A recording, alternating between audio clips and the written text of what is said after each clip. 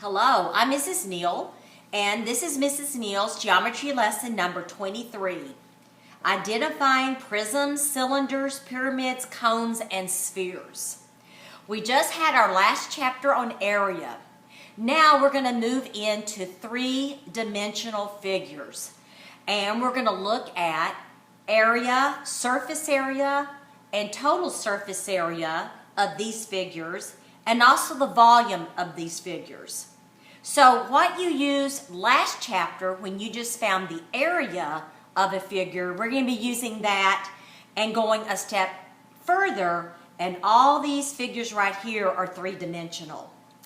Okay, I'm going to go over the vocabulary right here as I show you each one of the figures. So basically, we're just going to talk about what is a prism, a cylinder, a pyramid, a cone, and a sphere. So our very first one is going to be a prism, and you need to know a definition right here. So if you need to stop the video and copy this down, please do that, because it's really nice to have a working knowledge of all of these before you start trying to figure out the surface area, the area of the base, the total area, or the volume of these figures. So, polyhedron, it is a three-dimensional figure whose surfaces are all polygons. And what I'm talking about, remember from our last chapter what a polygon was. It was a triangle, a quadrilateral, a pentagon, a hexagon, and on and on and on. Now, when you're talking about a quadrilateral, which is a four-sided figure, you can talk about a square, a rectangle, a trapezoid, and etc. Now, when you're talking about a three-dimensional figure, you have a base, you can have a top and a bottom, or you may just have a bottom, and we'll talk about that in a minute. You have a vertex. That's a point where sides come together. The side of your figure is called a face. So if you see the word face, think of the word side. It's the side of the figure. And then right here you have an edge. So this figure right here has several bases, two bases. It has several faces. Those are the sides that go all the way around it. They have several vertices, these little points right here, and many, many edges. So knowing the vocabulary can help you identify and work problems in the future. All right, with that in mind, let's go over our first figure, which is prism. Now, prism is the most difficult of all of your 3D figures. So a prism is a polyhedron, meaning it's made up of polygons. The bases are polygons. The bases can be squares, rectangles, triangles, trapezoids, pentagons, or hexagons. You have a lot of different variety with a prism. All the faces are perpendicular to the bases. Not always, but the ones that we're going to work in our geometry class will all be right prisms. They will be perpendicular to the bases. And all the faces are rectangles. Well, let me just show you an example. I've got several examples here. So, the bases can be a polygon. So we have a lot of choices here. If you notice, this is an example right here. And this base, this is the bottom, and that's the top. It's got two bases. And it looks like this base is either a square or a rectangle, depending on the dimensions. We're not talking about the size of the dimensions. We're just looking at and identifying the figures. So if you notice, I have two bases right here. Here's the top. And there's the bottom, and then it's got four faces, which are sides. And the faces are rectangles. Always keep that in mind. Let's go on and look at another one. Here is another prism. And what are we going to call it? We call it by the name of its base. This was either a rectangular or a square prism.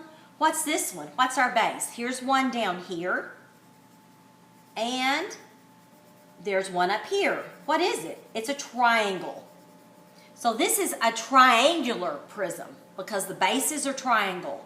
But notice, what are the faces? The faces are rectangles, just like that's a rectangle. This is a rectangle also.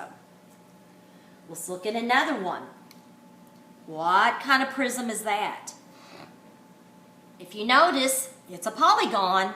It is a trapezoid. This is a trapezoidal prism.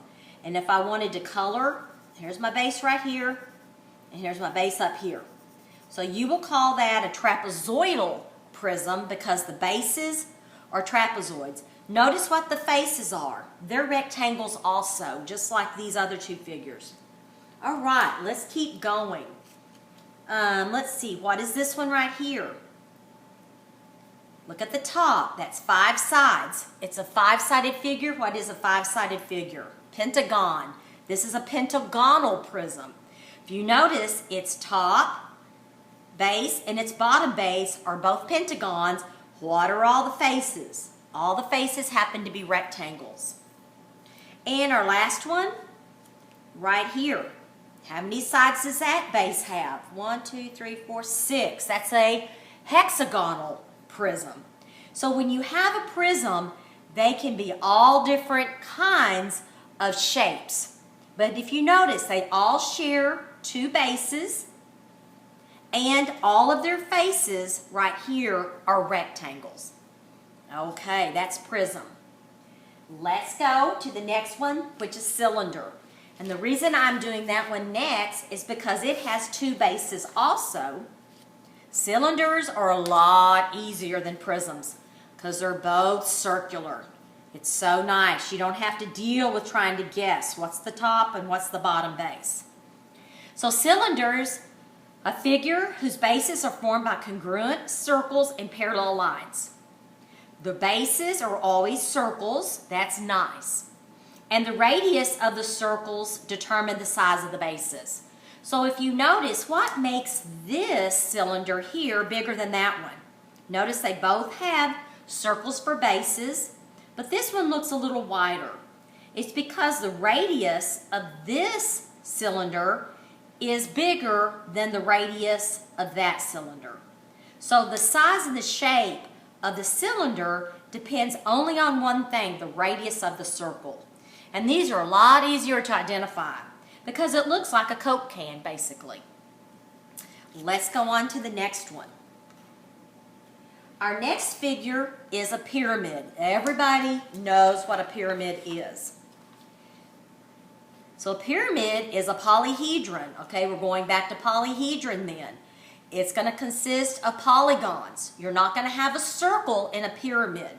So if you notice, a polyhedron can be a prism or a pyramid. So it's a polyhedron with all but one vertex contained in the base. If you notice, this vertex, this point up here, is not in the base. If you notice, this vertex on the very top is not in the base. There is only one base that is a polygon. So I've only got one base in a pyramid. Only one base you have to keep up with. The base could be a square, a triangle, a pentagon, a hexagon. As long as it's a polygon, not a circle, you're okay. And if you notice, the faces on a pyramid are going to be triangles, not rectangles, but triangles. So let's go to this one. How many sides does this have? 1, 2, 3, 4, 5, 6. 6 sides. There's my base right there.